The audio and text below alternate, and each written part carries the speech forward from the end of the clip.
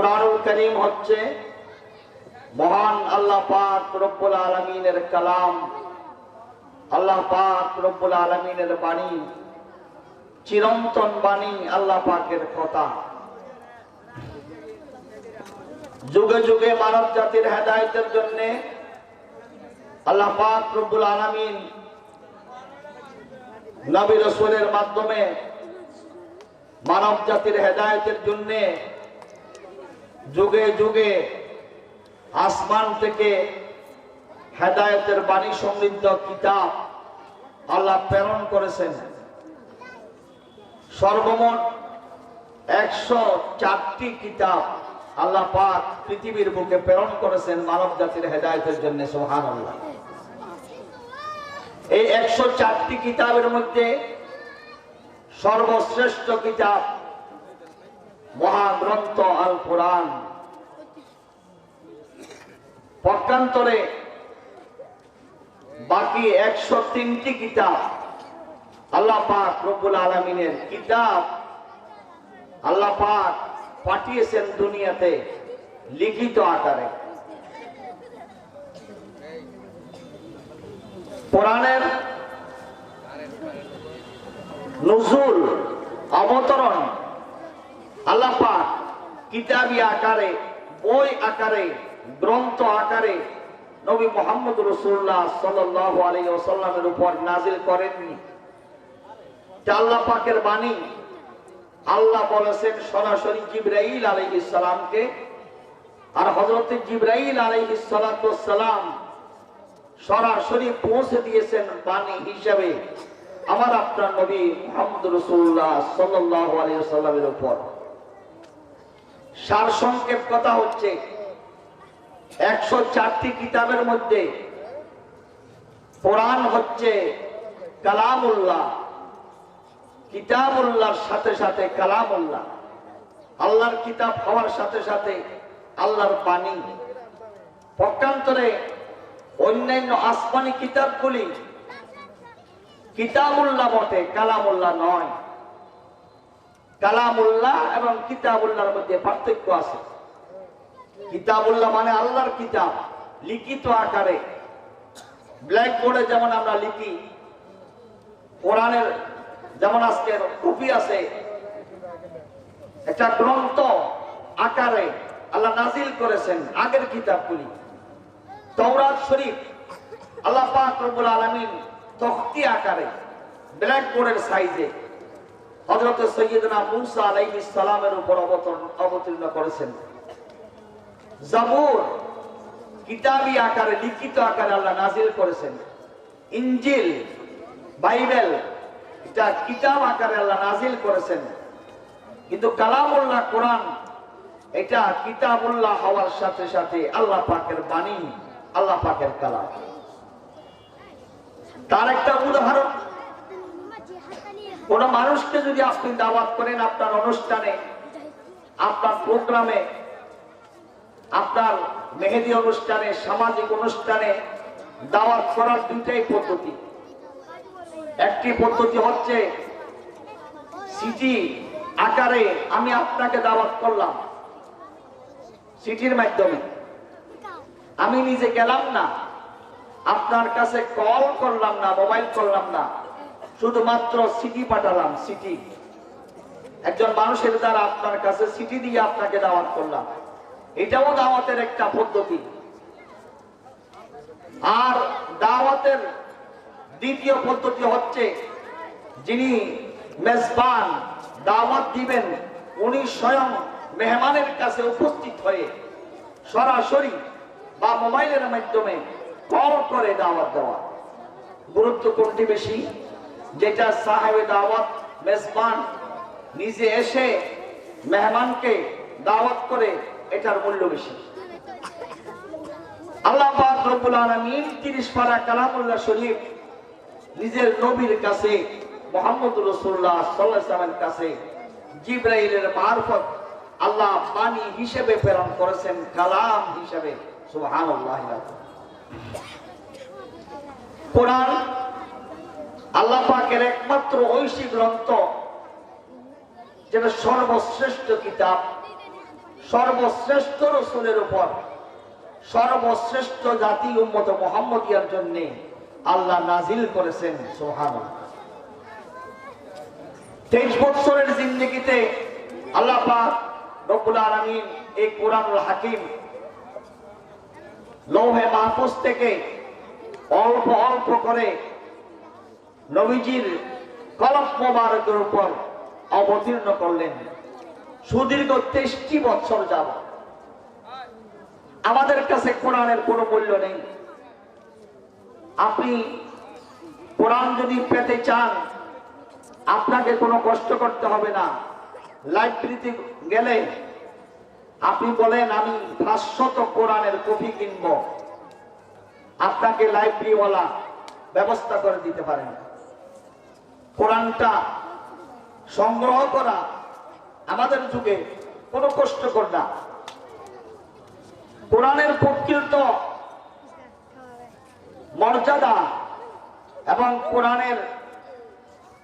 কোরআন সংগ্রহ করার জন্য যথেষ্ট পরিমাণ শ্রম তারাই দিয়েছেন যারা নবী যুগে সাহাবা নামে পরিচিত।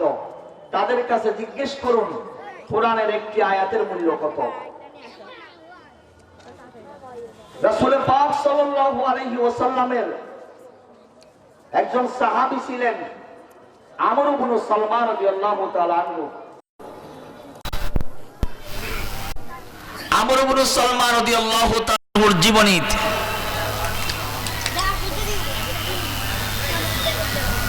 হযরত আমর ইবনে সালমান রাদিয়াল্লাহু তাআলা আনহু রাসূলের কাছে অবস্থান করতেন না। রাসূলের বাড়ি থেকে মদিনা শরীফ থেকে তার বাড়ি ছিল অনেক দূরে। উনি প্রতিদিন বাড়ি থেকে বের হয়ে রাস্তার মোড়ে দাঁড়িয়ে থাকতেন।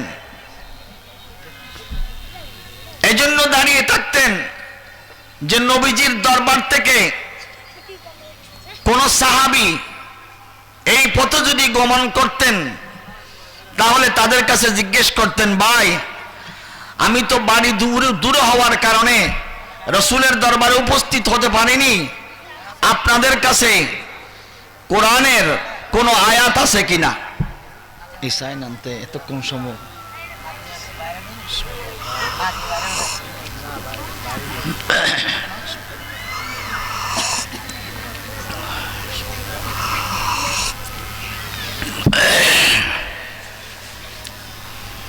সাহাবী হযরতে আমর ইবনে সালমান রাদিয়াল্লাহু তাআলা আনহু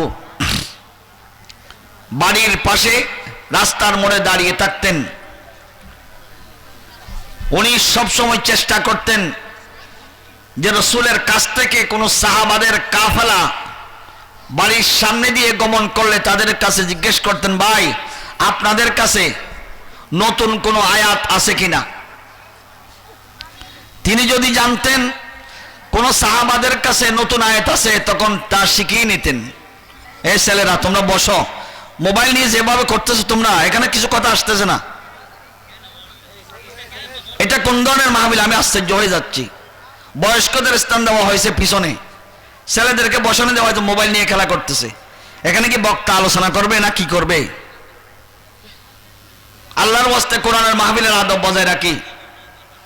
এই সমস্ত মিডিয়া মোবাইলে ধারণ করা শরীয়ত সম্মত নয়, এগুলো মানুষ বলে না।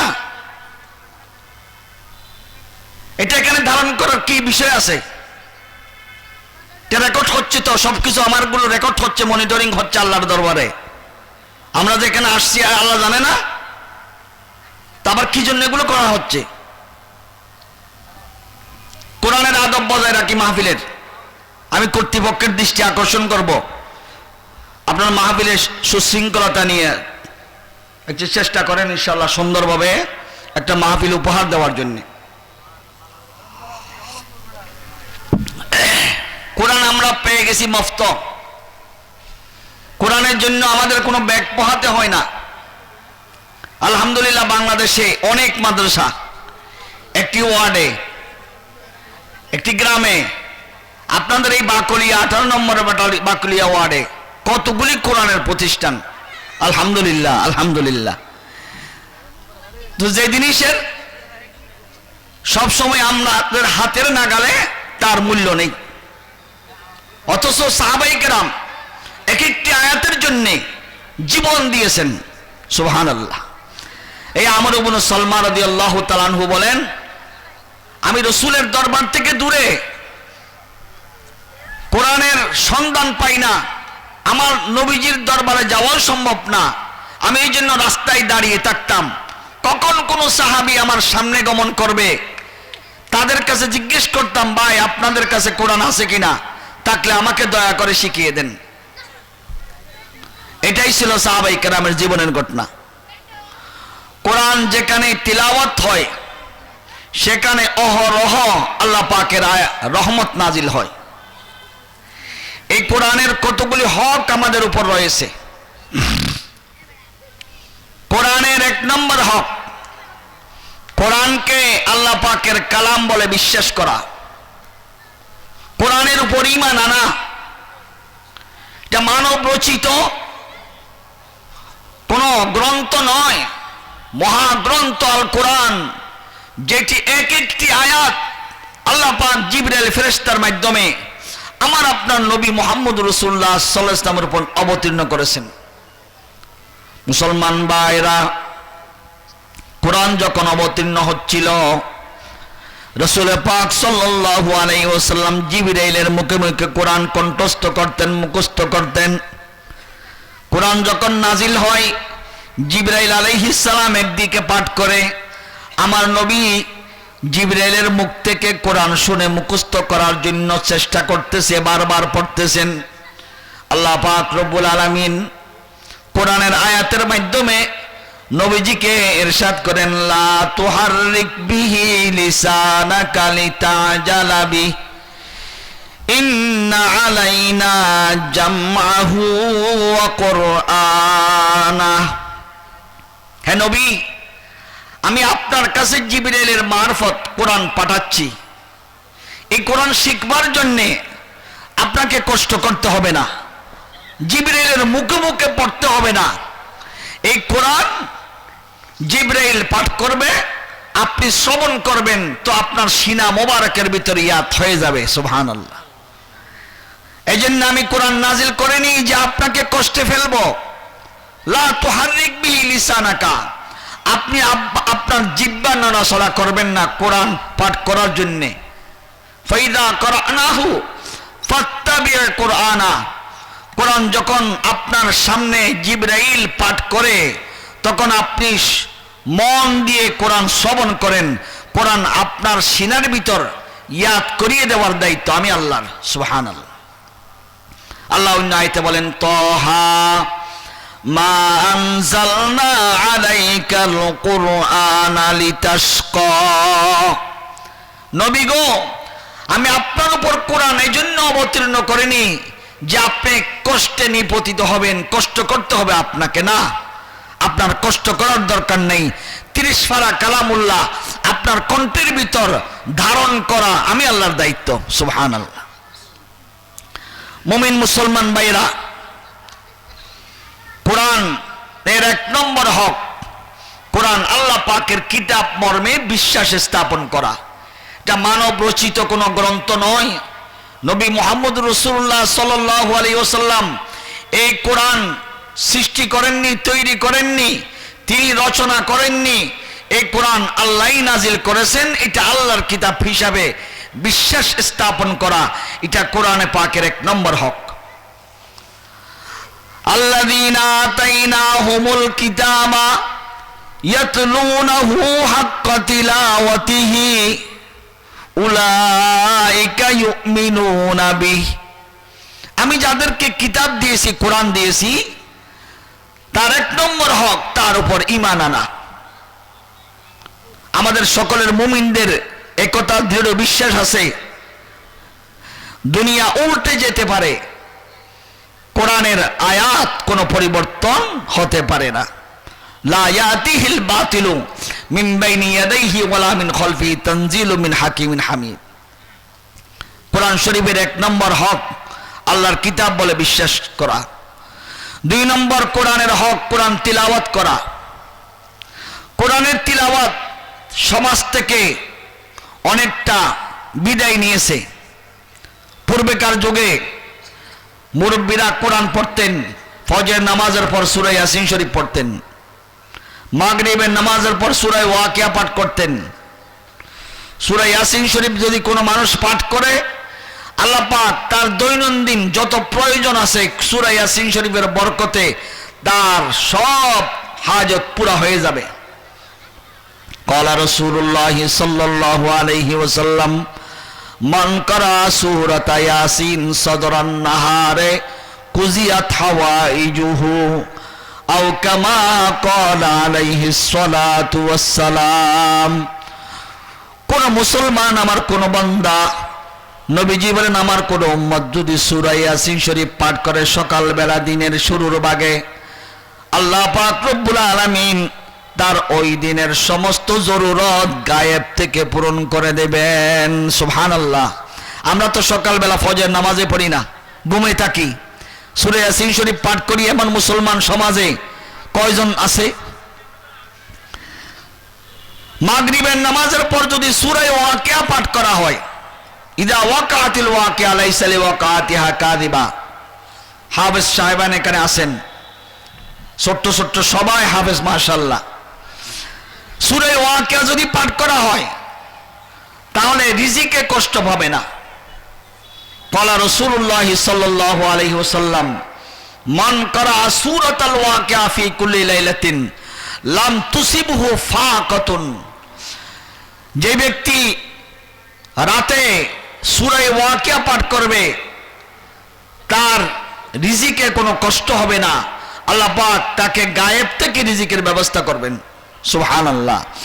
এই কোরআন তিলাওয়াত করা আমার জন্য আপনার জন্য মুসলমান হিসাবে কর্তব্য। কোরআনের হক কোরআন তিলাওয়াত করা। কোরআন তিলাওয়াত করতে আপনাকে বিশুদ্ধ তিলাওয়াত করতে হবে। আপনি ভুল কোরআন পাঠ করলে, তাজবিদ সহকারে আপনি কোরআন যদি পাঠ না করেন তাহলে কোরআনের শব্দ পরিবর্তন হয়ে যাবে, অর্থ পরিবর্তন হয়ে যাবে।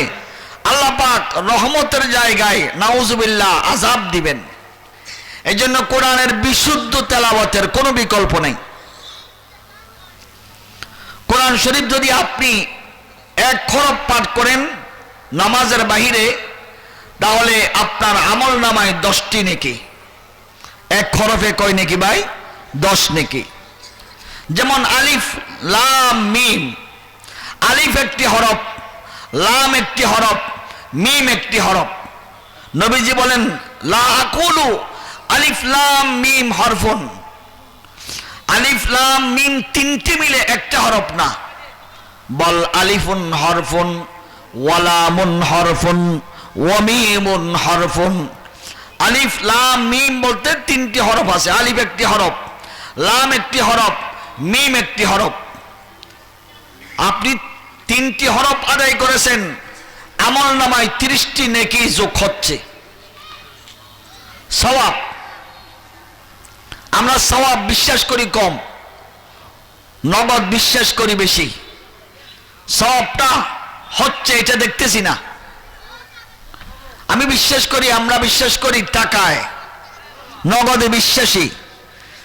আজকে যদি মাইকে ঘোষণা দেওয়া হয় যে কোরআনের একটি হরফ পড়লে 10 টাকা দেওয়া হবে, আলিফ লাম মিম 3টি হরফ পড়লে 30 টাকা দেওয়া হবে, এরকম যদি ঘোষণা আসে তাহলে মানুষ টাকার জন্য লাইন ধরবে। নগদ টাকা বুঝে আসে, এজন্য নগদের পিছনে আমরা দৌড়ি, হুমড়ি খেয়ে পড়ি। আর সব হচ্ছে আখিরাতের জন্য মুদ্রা।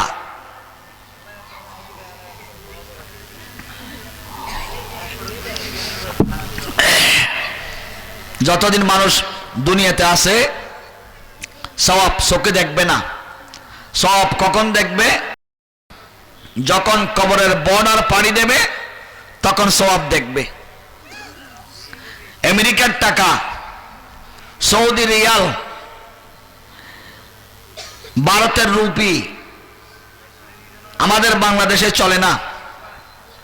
বেগুনের দোকানে গিয়ে আপনি যদি বেগুনিকে বলেন ভাই দোকানি আমাকে 1 কেজি বেগুন দেন, আপনাকে এই সৌদি রিয়াল দিব। উনি যদি সৌদি রিয়াল না চিনে বলবে ভাই আমি সৌদি রিয়াল চিনি না, আমি চিনি 10 টাকা 5 টাকা। তো বাংলাদেশের টাকা বাংলাদেশে চলে, সৌদি রিয়াল সৌদিয়াতে চলে। দুনিয়ার মধ্যে যতদিন আছি আমরা সওয়াব এটা কি জিনিস বুঝে আসতেছে না। মুসলমান যখন কবরের বর্ণার পাড়ি দেবে, মুনকার নকিরের প্রশ্নের সম্মুখীন হবে, তখন বুঝে আসবে সওয়াব কি জিনিস, সওয়াবের কত দাম। 1 হরফে 10 নেকি আল্লাহ পাক দান করলে, আলিফ লাম মিম 3টি হরফ আদায় করলে তার আমলনামায় 30টি নেকি যোগ হবে। সুবহানাল্লাহ, 30টি নেকি। এবার আসুন কোরআন শরীফে হরফ কত আছে। ওলামায়ে কেরাম কোরআন শরীফের হরফগুলি গণনা করেছেন, 3,40,740টি হরফ কোরআন আছে। যারা কোরআন আজকে মুখস্থ করেছে, যারা পাগড়ি নিবে, এই সমস্ত হাফেজে কোরআনের বুকে কোরআনের হরফ টোটাল কত? 3,40,740। 1 হরফে যদি 10 নেকি হয়, তাহলে 1 খতম কোরআন শরীফ আদায় করলে কত নেকি হবে? আপনি 10 দিয়ে 3,40,740কে গুণ দিলে সংখ্যা দাঁড়াবে 34,07,400 সওয়াব। সুবহানাল্লাহ, 34,07,400 সওয়াব আল্লাহ পাক বান্দার আমল নামায় দান করবেন একবার কোরআন শরীফ খতম করলে। সুবহানাল্লাহ, এতগুলি সওয়াব, সওয়াবের কাজ। কোরআন যেখানে তিলাওয়াত হয় সেখানে অহরহ রহমত নাজিল হয়। এক সাহাবী কোরআন পড়তেছেন, রাসূলের সাহাবী, সন্তান পাশে ঘুমানো, সূরা বাকারা তিলাওয়াত করতেছেন রাতের বেলায়। যতক্ষণ কোরআন তিলাওয়াত চলতেছিল সূরা বাকারার, সন্তান ঘুমন্ত অবস্থায় আছে, পাশে একটা ঘোড়া বাঁধা ছিল। কোরআনের তেলাওয়াতরত অবস্থায় পার্শ্ববর্তী ঘোড়াটা লাফালাফি করতেছে, ছুটাছুটি। তো সাহাবী ভয় পেয়ে গেল, যা আমার সন্তান তো পাশে ঘুমন্ত, ঘোড়া বেশি ছুটাছুটি করার পর্যায়ে যদি সন্তানের উপর আঘাত লাগে, এই জন্য তেলাওয়াত বন্ধ করলেন। তেলাওয়াত বন্ধ করে দেখে ঘোড়া শান্ত। আবার কোরআন তেলাওয়াত শুরু করে, আবার ঘোড়া ছুটাছুটি করে, লাফালাফি করে। এইভাবে সারা রাত চলে গেল। শেষ রাতে সাহাবী আসমানের দিকে লক্ষ্য করলেন, তার বাড়ি থেকে আসমান পর্যন্ত একেবারে আলোকিত হয়ে গেছে, নূর হয়ে গেছে। সুবহানাল্লাহ, নূর হয়ে গেছে। তখন সাহাবী ভয় পেয়ে গেলেন, এই রকম আলো কেন হলো বুঝে আসতেছে না। নবীজির দরবারে সকালবেলা গেলেন, ইয়া রাসূলুল্লাহ, ইয়া হাবিবাল্লাহ, আমি রাতে কোরআন পড়তেছিলাম সূরা বাকারা, পার্শ্ববর্তী আমার সন্তান ঘুমন্ত ছিল, শায়িত ছিল, আরেকটা ঘোড়া বাঁধা ছিল। যতক্ষণ আমি কোরআন তেলাওয়াত করতাম ততক্ষণ ঘোড়া ছুটোছুটি করতো, লাফালাফি করতো। কোন সময় আমার সন্তানের গায়ে পড়ে যাওয়ার সম্ভাবনা, আমি তেলাওয়াত বন্ধ করতাম, ঘোড়া লাফালাফি বন্ধ করে দিত। এটা কি জিনিস? তখন নবীজি বললেন যে তোমার তেলাওয়াতের সময় আল্লাহ পাক রব্বুল আলামিন আসমান থেকে ফেরেশতা লাইন ধরেছে, নাজিল করেছেন। সুবহানাল্লাহ, যেখানে কোরআন তেলাওয়াত হয় সেখানে আল্লাহ পাকের রহমত অবারিতভাবে নাজিল হতে থাকে। এটা আল্লাহ পাকের রহমত। কোরআনের হেফাজতের দায়িত্ব নিয়েছেন আল্লাহ পাক। পূর্বেকার কোন ধর্মগ্রন্থের হাফেজ ছিল না। তাওরাতের হাফেজ নাই, ইনজিলের হাফেজ নাই, জবুরের হাফেজ নাই। পৃথিবীতে চ্যালেঞ্জ, একমাত্র কোরআনের হাফেজ আছে। সুবহানাল্লাহ। ব্রিটিশ এদেশ যখন শাসন করছিল, তারা চিন্তা করলো এই দেশ থেকে মুসলমানদেরকে বিতাড়িত করা যায় না কেন। পরামর্শ বসলো, এদেশ থেকে, ভারতবর্ষ থেকে মুসলমানদেরকে নিচ্ছিন্ন করতে হবে। তখন তারা সিদ্ধান্ত নিল, যেখানে কোরআন পাওয়া যাবে কোরআনের কপি সংগ্রহ করে জ্বালিয়ে বশীভূত করে ফেলব। নাউজুবিল্লাহ। তখনকার যুগে 3 লক্ষ কোরআনের কপি তারা সংগ্রহ করছিল, সংগ্রহ করে নাউজুবিল্লাহ জ্বালিয়ে দিয়েছে। তাদের ধারণা ভারতবর্ষে আর কোরআন থাকবে না, কোরআন পাওয়া যাবে না। কিন্তু কোরআন নাজিল করেছেন কে? আল্লাহ। এই কোরআনের হেফাজতের দায়িত্ব নিয়েছেন কে? আল্লাহ। আল্লাহ পাক কোরআনে ইরশাদ করেন, ইন্না নাহনু নাযালনা যিকরা ওয়া ইন্না লাহু লাহাফিজুন। এই কোরআন আমি অবতীর্ণ করেছি, কোরআনের সংরক্ষণ আমি আল্লাহ নিজেই করব। সুবহানাল্লাহ। এই জন্য 3 লক্ষ কোরআনের কপি ভারতবর্ষে আগুন দিয়ে জ্বালিয়ে বশীভূত করার পর ইংরেজ বানিয়ে দেখলো এই দেশে। তার পরের দিন হাফেজে কোরআনের সিনা থেকে আবার কোরআন পাওয়া যাচ্ছে সর্বত্র। সুবহানাল্লাহ। কোরআন হেফাজত করবেন কে? আল্লাহ। কোরআনের 2 ভাবে হেফাজত, শব্দের হেফাজত, অর্থের হেফাজত। শব্দের হেফাজত করেন আল্লাহ হুফাজে কেরামের মাধ্যমে, হাফেজিনে কেরামের মাধ্যমে, হাফেজদের মাধ্যমে কোরআনের শব্দের হেফাজত আল্লাহ পাক করেন। কোরআনের অর্থের হেফাজত করেন আল্লাহ পাক মুহাদ্দিসিনে কেরামের মাধ্যমে। 30 পারা কালামুল্লাহ শরীফের ব্যাখ্যা হচ্ছে রাসূল পাক সাল্লাল্লাহু আলাইহি ওয়াসাল্লামের হাদিস। এই হাদিস যারা চর্চা করেন তারা হচ্ছেন উম্মতের মুহাদ্দিসিনে কেরাম, যারা হাদিস বিশারদ, হাদিস চর্চা করেন। এই হাদিস হচ্ছে কোরআনের ব্যাখ্যা, কোরআনের অর্থ হাদিসে আছে। এই জন্য কোরআনের শব্দের হেফাজত আল্লাহ হাফেজে কোরআনের মাধ্যমে নেন, কোরআনের অর্থের হেফাজত আল্লাহ পাক রব্বুল আলামিন উম্মতের মুহাদ্দিসিনে কেরামের মাধ্যমে নেন। আল্লাহ পাকের ওয়াদা আছে, এই কোরআন আল্লাহ পাক কিয়ামত পর্যন্ত সংরক্ষণ করবেন। অত্যন্ত আনন্দের সাথে আমরা লক্ষ্য করছি, আলহামদুলিল্লাহ বাংলাদেশের মানুষ কোরআন প্রেমিক।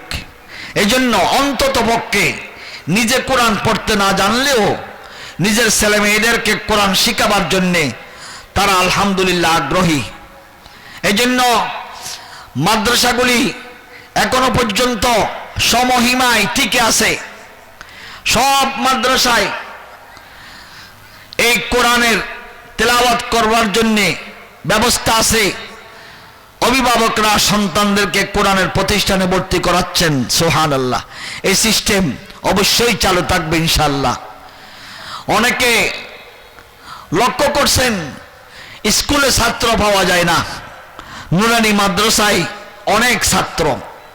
কারণ নুরানিতে আপনি ছাত্র দিলে এটা তো আপনার দ্বীনি শিক্ষা বাধ্যতামূলক। তলাবুল ইলমে ফরিজাতুন আলা কুল্লি মুসলিম, সমস্ত মুসলমানের জন্য দ্বীনি ইলম শিক্ষা করা ফরজ। এটাও হচ্ছে, পাশাপাশি বাংলা ইংরেজিও হচ্ছে, বাংলা ইংরেজিও হচ্ছে, দ্বীনি শিক্ষাও হচ্ছে। এই জন্য নুরানি মাদ্রাসার কদর বেড়ে গেছে সমাজে আলহামদুলিল্লাহ। এটা একটা ইতিবাচক জিনিস আমাদের সমাজে পরিলক্ষিত হচ্ছে আলহামদুলিল্লাহ। কোরআন মুখস্থ করা এটা কারো বাহুবলে সম্ভব না, এটা একমাত্র আল্লাহ পাকের দয়া, যাদের উপর হয়েছে তারাই কোরআন শিখতে পারে। কোরআন তিলাওয়াত করবেন তো সওয়াব পাবেন আপনি অর্থ না বুঝলেও।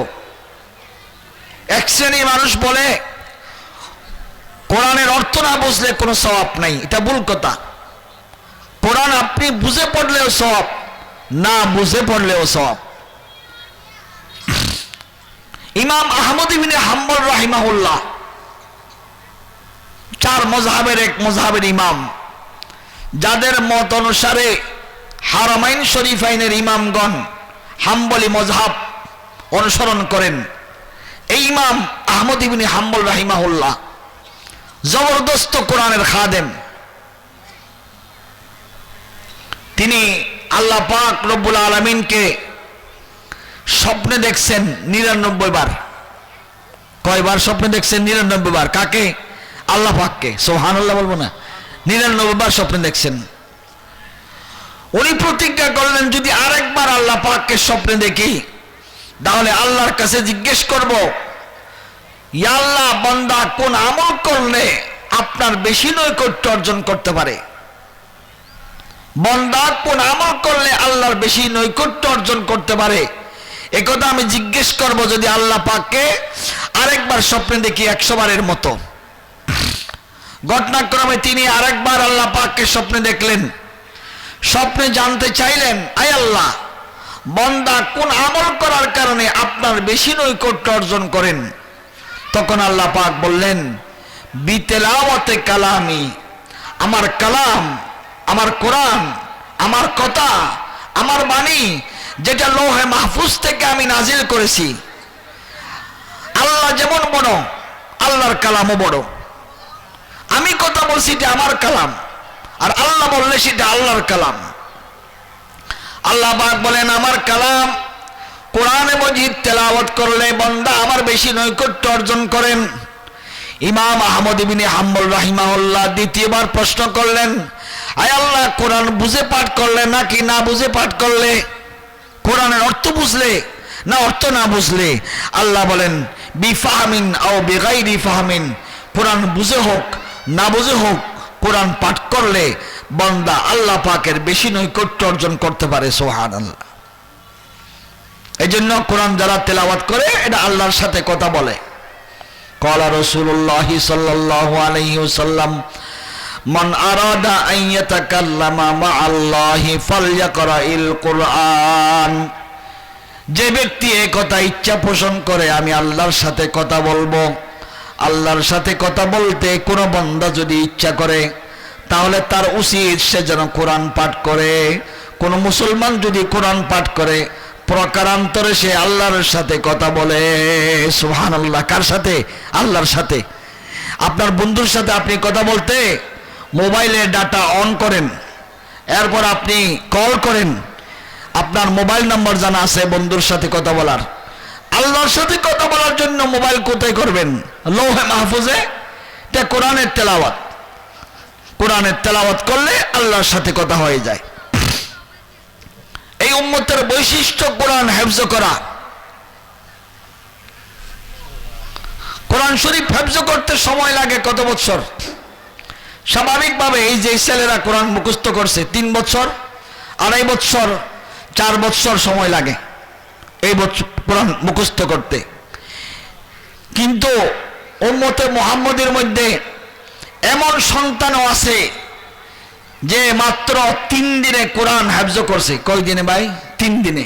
সুবহানাল্লাহ বলবো না? 3 দিনে কোরআন হেফজ করছে। আপনি একটা কবিতা মুখস্থ রাখতে পারেন না, জাতীয় সঙ্গীত আপনার মুখস্থ থাকে না, 30 পারা কালামুল্লাহ শরীফ নামটাও ভালো করে বলতে পারে না। ছোট্ট ছোট্ট ছেলে প্রস্রাব করে ভালো করে পানিও নিতে জানে না, আব্বু আম্মু বলতে জানে না। কিভাবে সম্ভব 30 পারা কালামুল্লাহ শরীফ সিনার ভিতরে রাখছে? এটা আল্লাহর দান ছাড়া আর কি। আল্লামা জাস্টিস তাকি ওসমানী দামাত বরকাতুহুম একটি কিতাবে লিখছেন, হেশামে কলবি নামক একজন বুজুর্গ মাত্র 3 দিনে কোরআন শরীফ মুখস্থ করছে। সুবহানাল্লাহ। 3 দিনে কোরআন শরীফ মুখস্থ করছে। এটা আল্লাহ পাকের দান। ইমাম আজম আবু হানিফা রাহিমাহুল্লাহর শাগরিদ ইমাম মুহাম্মদ রাহিমাহুল্লাহ 1 সপ্তাহে কোরআন মুখস্থ করছে। সুবহানাল্লাহ। 1 সপ্তাহে কোরআন মুখস্থ করছে। ইমাম আজম আবু হানিফা রাহিমাহুল্লাহর কাছে শিষ্যত্ব বরণ করার জন্য, ছাত্র হওয়ার জন্য পূর্ব শর্ত কোরআনের হাফেজ হওয়া। তো ইমাম মুহাম্মদ রাহিমাহুল্লাহ ওস্তাদের কাছে গেছেন, ইমাম আজম আবু হানিফার কাছে, হুজুর আমি আপনার কাছে পড়তে আসছি, আমি আপনার ছাত্র হব। তখন ইমাম আবু হানিফা রাহিমাহুল্লাহ বলেন, তুমি কি হাফেজে কোরআন? ইমাম মুহাম্মদ বলে, না হুজুর আমি তো হাফেজ নই। বলে, আমার ছাত্র হওয়া যাবে না। আমার ছাত্র হতে গেলে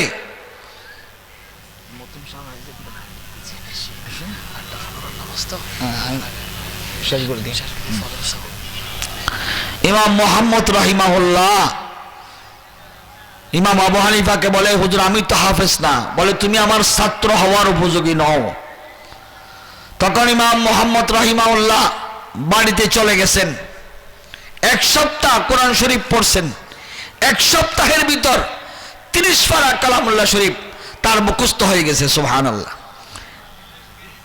1 সপ্তাহ পর ইমাম আজম আবু হানিফা রাহিমাহুল্লাহর কাছে গেছেন, হযরত আমি আপনার ছাত্র হব। ইমাম সাহেব হুজুর বলেন, আমি তো তোমাকে আগেই বলে দিয়েছি হাফেজ হওয়া শর্ত আমার ছাত্র হওয়ার জন্যে, তুমি তো হাফেজ নও। বলে, হযরত আমি আপনার কাছ থেকে যাওয়ার পর 1 সপ্তাহে বিহামদিল্লাহ আল্লাহ পাকের প্রশংসা আমি কোরআন মুখস্থ করেছি। আপনি যেখান থেকে ইচ্ছা আমাকে জিজ্ঞেস করেন, আমি উত্তর দিব ইনশাআল্লাহ। সুবহানাল্লাহ। মুসলমানদের নৈতিক ও ঈমানি দায়িত্ব আল্লাহর এই কোরআন সন্তানদেরকে শিক্ষা দেওয়া। আপনি আপনার সন্তানকে পাইলট বানান, ইঞ্জিনিয়ার বানান, ডাক্তার বানান, প্রকৌশলী বানান, যেই সেক্টরে আপনি পাঠান, আপনার সন্তানকে সর্বপ্রথম কোরআনের তালিম দেন, তাকে বিশুদ্ধ রূপে কোরআন শিক্ষা দেন এবং কমপক্ষে সে কোরআন শরীফ দেখে দেখে যাতে শুদ্ধ করে পড়তে পারে অতটুকু দেন। পারলে আপনি হাফেজে কোরআন বানান। বর্তমান বিশ্বের তুরস্ক যিনি রাষ্ট্র পরিচালনা করেন মিস্টার এরদোগান, উনি একজন হাফেজে কোরআন। তুরস্কের প্রেসিডেন্ট হাফেজে কোরআন, তুরস্কের পাইলট হাফেজে কোরআন, আফগানিস্তানের ইঞ্জিনিয়ার হাফেজে কোরআন, সৌদি আরবের পাইলট হাফেজে কোরআন। আপনার বাংলার জমিনের উর্বর জমি, এখানে কেন পারবে না? আপনার সন্তানকে আপনি প্রথম কোরআন শিক্ষা দেন, এরপর আপনি ভার্সিটিতে পড়ান, কলেজে পড়ান, উচ্চশিক্ষায় শিক্ষিত করেন, ল পড়ান, বিলাত পাঠান, কোনো সমস্যা নেই। আগে মৌলিক ফাউন্ডেশন যে মুসলমান, তাকে যে কোরআন আল্লাহর বাণী এটা শিখতে হবে, এই দায়িত্বটুকু আদায় করি অভিভাবকগণ। আল্লাহ তৌফিক দান করুন, আমিন।